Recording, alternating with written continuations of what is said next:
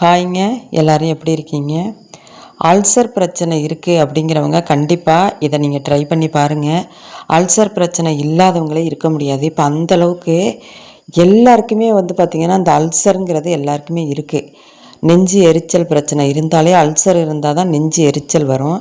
இதை நீங்கள் ட்ரை பண்ணி பாருங்கள். கண்டிப்பாக உங்களுக்கு அந்த அல்சர் குறையுங்க. தேவையான பொருட்கள் என்ன அப்படின்னு பார்த்தீங்கன்னா, ஜீரகம் ஒரு 10 கிராம் எடுத்துக்கோங்க. தண்ணி 6 லிட்டர் தண்ணி எடுத்துக்கோங்க. அதே போல் கைக்குத்தல் அவல் அப்படின்னே கேளுங்க, கடைகளில் கிடைக்கும். அதில் ஒரு 125 கிராம் நீங்கள் அதை ஒரு அளவாக எடுத்துக்கோங்க. ஜீரகத்தை அந்த 1/2 லிட்டர் தண்ணியில் நல்லா கொதிக்க வச்சு அதில் அது ஒரு 10 கிராம் அப்படின்னா நீங்கள் ஒரு 2-3 ஸ்பூன் போட்டுக்கலாம். இதை நல்லா கொதிக்க வச்சு அதை ஆறுனதுக்கு அப்புறமா நல்லா சாந்துரும். அந்த ஜீரகம் அந்த கொதித்த தண்ணீரில் நல்லா சாந்து எல்லோவாகிடும்.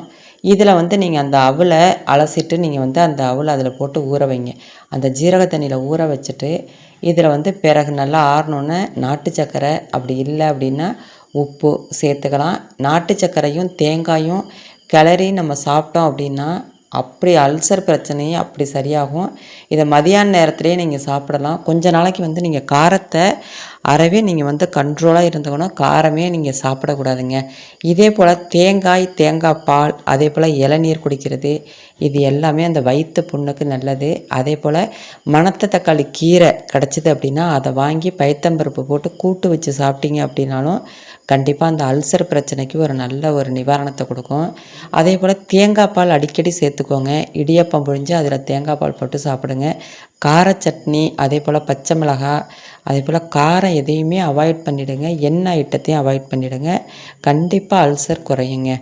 அதே போல் பார்த்திங்கன்னா சோம்பு, பெருஞ்சீரகம்னு சொல்லுவோம்ல, அந்த சோம்பை முதல் நாள் நைட்டே தண்ணியில் 1 டம்ளர் தண்ணியில் 1 ஸ்பூன் பெருஞ்சீரகத்தை ஊற வச்சு அதை காலையில் கொதிக்க வச்சும் குடிக்கலாம்.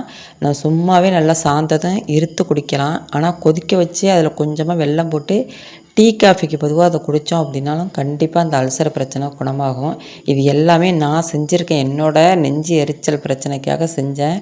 எனக்கு இப்போ அவ்வளோ பெனிஃபிட்டாக இருக்குது. ஆனால் நம்ம டீ காஃபியை முடிஞ்ச அளவு டீ காஃபியை நீங்கள் அவாய்ட் பண்ணிவிடுங்க. அதுக்கு பொதுவாக சூடாக குடிக்கணும் அப்படின்னு நினச்சிங்கன்னா அந்த பெருஞ்சீரகத்தையே நீங்கள் கொதிக்க வச்சு குடிச்சிங்கன்னா அவ்வளோ டேஸ்ட்டாகவும் இருக்கும், நல்லாவும் இருக்கும். அல்சர் பிரச்சனை குணமாகுங்க. இந்த ஒரு ரெமெடியை கண்டிப்பாக நீங்களும் ட்ரை பண்ணி பாருங்கள். எப்படி இருக்குது அப்படின்னு சொல்லுங்கள். அடுத்த ஒரு நல்ல ஒரு ஆரோக்கிய பதிவில் நம்ம சந்திக்கலாம்.